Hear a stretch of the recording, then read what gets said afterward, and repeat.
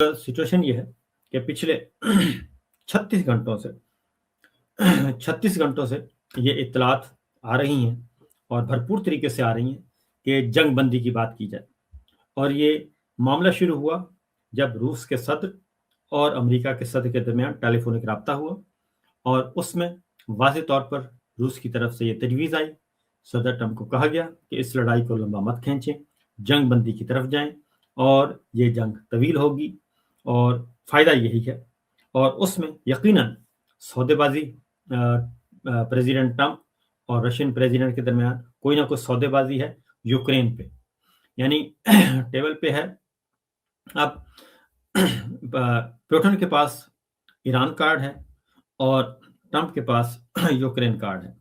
अब यूक्रेन पे सौदेबाजी होनी है अमेरिका की, तो लिहाजा ईरान में चूंकि मामला खराब हो चुके हैं, रशिया फेवर लेगा यूक्रेन में और इधर जंग बंदी में वो ताउन करेगा। अदरवाइज ईरान जो है वो उसका एंट भगा हुआ है और आज भी इस वक्त भी मुसलसल जो है वो हमले हो रहे हैं।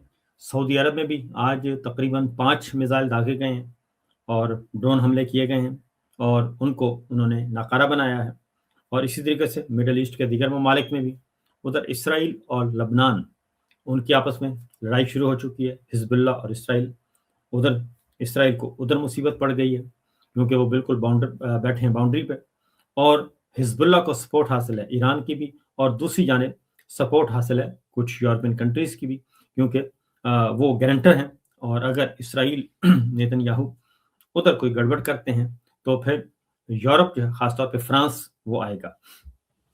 और प्रेसिडेंट जो है फ्रांस के मैक्रोन, वो मुतअद्दिद बार इस बारे में कह भी चुके हैं और वो इस लड़ाई को वो कहते हैं कि ये इधर शिद्दत नहीं होनी चाहिए और लड़ाई नहीं बढ़नी चाहिए, इसको एस्केलेट नहीं होना चाहिए।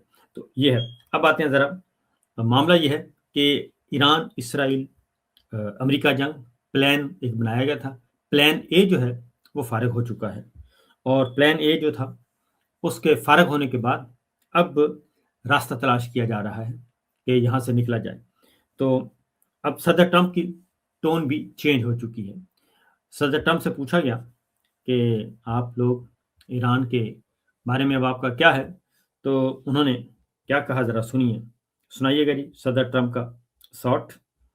Promise the Iranian people you would help them, but it sounds like you're willing to end this fight after your military objectives have wrapped up. Isn't that a betrayal of the people? Will I help them? I'd like to, if they can behave, but they've been very menacing. You know, they're great people.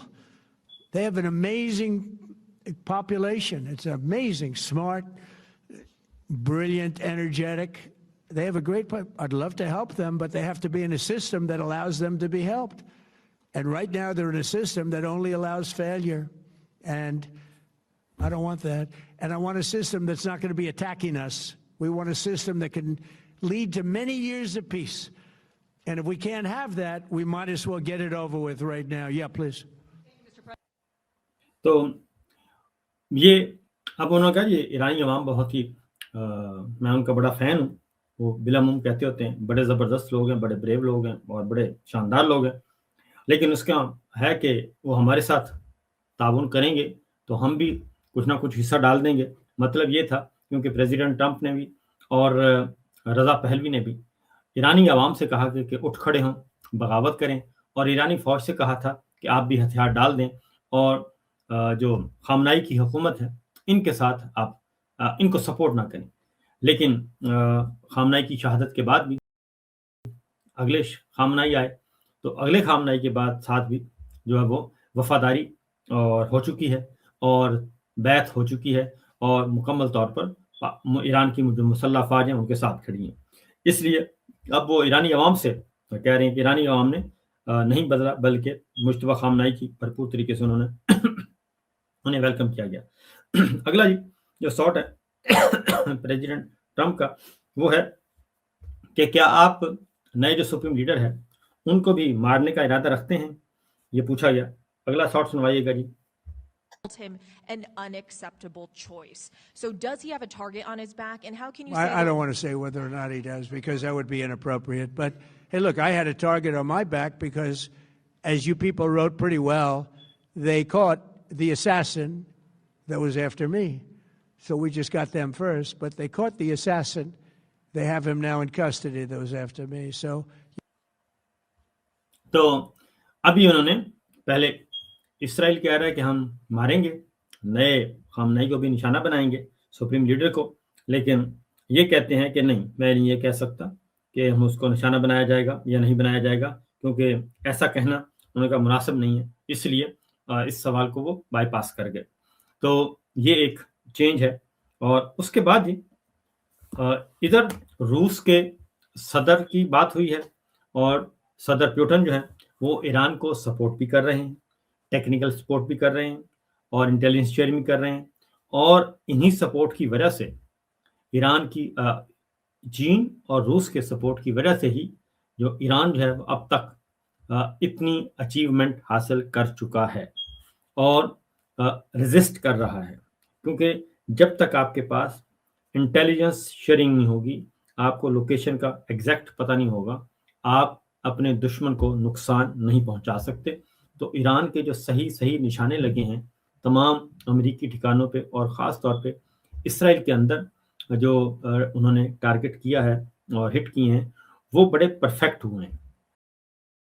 बाहर report नहीं हो रहा, लेकिन बहुत perfect हुआ है, क्योंकि कुछ दिन पहले ये कहा गया था, अब तक एडमिट किया गया था अमेरिकी हुकाम की तरफ से कि उनके जो हैं नुकसान, जानी और माली नुकसान, जानी नुकसान जो है बहुत कम हुआ है। 7 उन्होंने हलाकतों का कहा था, और जबकि उन्होंने कहा था कि चंद लोग जख्मी हैं, जबकि राइटर्स की जो स्टोरी आई है उसने राइटर्स की स्टोरी में ये बताया गया कि 150 अमेरिकी फौजी जख्मी हैं।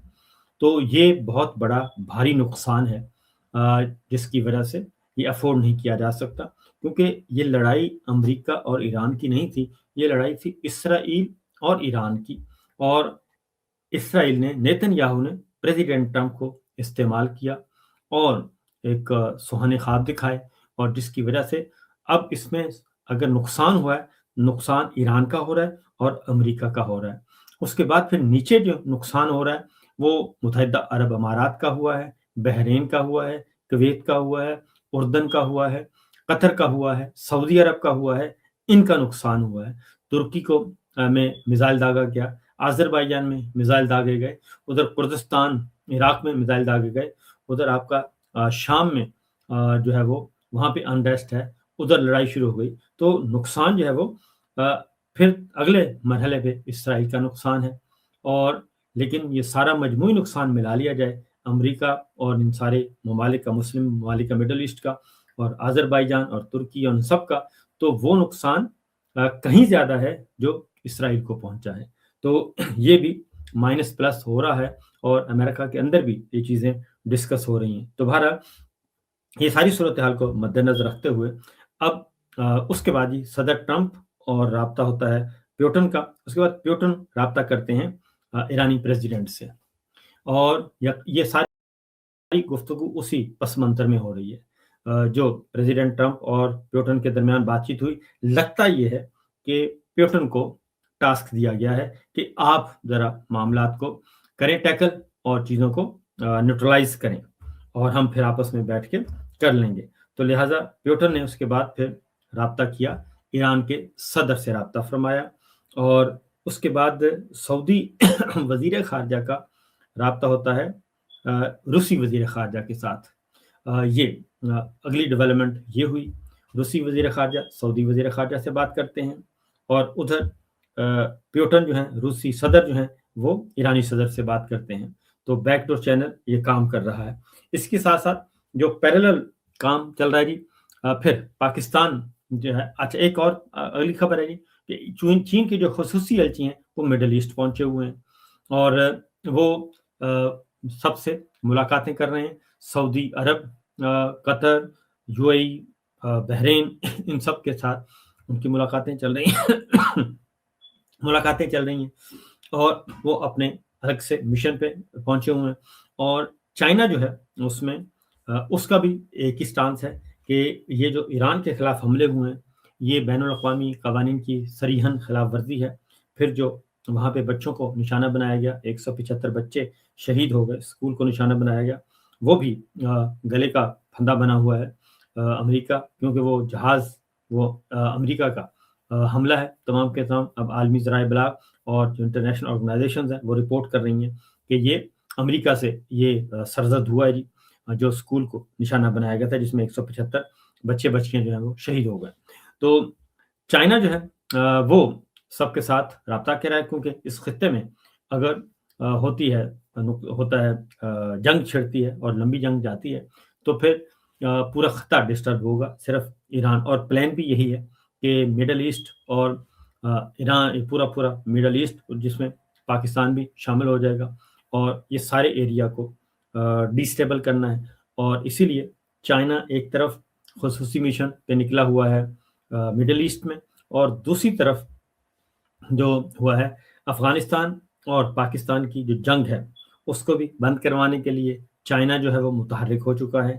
اور ایک وفد بھی ہماری اسٹیبلشمنٹ کا, ملٹری اسٹیبلشمنٹ کا پہنچا ہوا ہے علماء کرام کی صورت میں. وہاں پہ جو سابقہ جہادی کمانڈر ہیں ان کی مولانا فضل الرحمان خلیل کی صدارت میں, قیادت میں پہنچا ہوا ہے کابل. تو یہ بھی چل رہا ہے ادھر. اس کے بعد آتے ہیں اسی تناظر میں, کیونکہ جنگ بندی کی باتیں ہو رہی ہیں اور لڑائی کو ختم کروانے کی باتیں ہو رہی ہیں, اگلا ایرانی کے ساتھ ساتھ ہی پھر بات ہوتی ہے چین کے وزیر خارجہ کی ہمارے پاکستان کے وزیر خارجہ اسحاق ڈار سے. یہ بھی اسی پس منظر میں اگلا یہ ہوتا ہے جی رابطہ, اور پھر سعودی وزیر خارجہ اور اسحاق ڈار کا بھی رابطہ ہوا. تو یہ ایک پوری کی پوری ایک چل رہی ہے, چین چل رہی ہے, اور اس کا بنیادی مقصد یہی ہے کہ اس لڑائی کو بند کیا جائے. اور کیونکہ دوسری جانب اگر آپ تبصرے خاص طور پہ لینڈزے گرہم جو ہیں وہ میدان میں نکلے ہوئے ہیں, اور وہ بھرپور طریقے سے یو اے ای کو بھی لتاڑ رہے ہیں, اور یو اے ای کو بھی لتاڑ رہے ہیں, اور ادھر سعودی عرب کو بھی, کہ جناب آپ کیوں نہیں جنگ کرتے. اب لینڈزے گرہم نے ایک بات تو یہ کی کہ ایرانی حکومت گرے گی تو ہمارے پاس ایک نیا مشرق وسطیٰ ہوگا, ہم بہت سارا پیسہ کمائیں گے, یعنی کہ جو آئل کی تنصیبات ہیں ان پہ کنٹرول حاصل کریں گے. دوسرا انہوں نے کہا یو اے ای سے کہ جناب آپ کیوں نہیں اس میں آتے, آپ نے تو ابراہم اکارڈ سائن کیا ہوا, اسرائیل کو تسلیم کیا ہوا ہے. جب آپ نے ابراہم اکارڈ تسلیم کر لیا اور اس پہ اسرائیل کو تسلیم کر لیا, ابراہم اکارڈ پہ سائن کر دیے, تو پھر آپ کو تو ایران کے ساتھ خود لڑنا چاہیے. لیکن دوسری جانب ایک عام اور اہم بات ہوئی, اور انہوں نے کہا جی کہ جیسے ہی یہ بلکہ جی ہاں کویت کے قطر کے سابق امیر جو ہیں انہوں نے یہ بات کہی کہ جیسے ہی ان سے سوال پوچھا گیا تو انہوں نے کہا جیسے ہی قطر اور مڈل ایسٹ یا یو اے ای یہ جیسے ہی ایران کے ساتھ ہماری لڑائی شروع ہو جائے گی یا ہم جواب دینا شروع کر دیں گے تو پھر امریکہ اور اسرائیل بیچ میں سے نکل جائیں گے اور ہماری لڑائی شروع ہو جائے گی, اور پھر ہم دونوں کو, ایران کو بھی اسلحہ بیچیں گے اور ہمیں بھی اسلحہ بیچیں گے, خود پیسے کمائیں گے اور لڑائی ہماری ہوگی, معیشت بھی ہماری گرے گی. تو یہ لینڈزے گرہم نے بھی یہ ساری باتیں اسی طرح کی, تو لہٰذا چیزیں جو ہیں وہ تھوڑی سی سینسیبل وے میں چل رہی ہیں. نقصان تو ہو رہا ہے لیکن سینس موجود ہے, گڈ سینس موجود ہے جی, تو اس کے انڈر چل رہا ہے. ابھی جو ایران کے وزیر خارجہ ہیں ان کا ذرا اسٹیٹمنٹ سنوائیے گا جی, کیونکہ وہ بھی یہ کہہ رہے ہیں کہ ان کا جناب نمبر 1 یہ کہ ان کا پلان اے جو ہے وہ ناکام ہو چکا, اور سنائیے گا جی ذرا ایران کے وزیر خارجہ کو. They thought that in a matter of 2 or 3 days they can go for a regime change, they can go for a rapid, clean victory, but they failed. So I believe that option, plan A was a failure, and now they are trying other plans, but all of them have failed as well. And I don't think they have any realistic end game in their mind, because we are seeing some sort of a chaos in their sayings, in their actions. They have just started to attack us blindly. تو یہ انہوں نے کہا کہ plan ہی ان کا ناکام ہو چکا, regime change operation کا تھا, لیڈرشپ مر جائے گی, ایران پہ قبضہ کر لیں گے, وہ ناکام ہو چکا, اور پلان اے بھی ناکام, اور ان کا اگلا پلان جو بھی ہے وہ بھی ناکام ہو جائے گا. پھر ایک اور بات انہوں نے کی, جب ان سے پوچھا گیا ایرانی وزیر خارجہ سے مذاکرات کا, تو انہوں نے کہا مذاکرات کوئی نہیں, اب تو ابھی کوئی ایسی چیز ٹیبل پہ نہیں ہے. سنائیے گا ذرا اگر آپ کے پاس. Leadership had any contact with U.S. officials? Is that something that he is open to talk about negotiations or a ceasefire?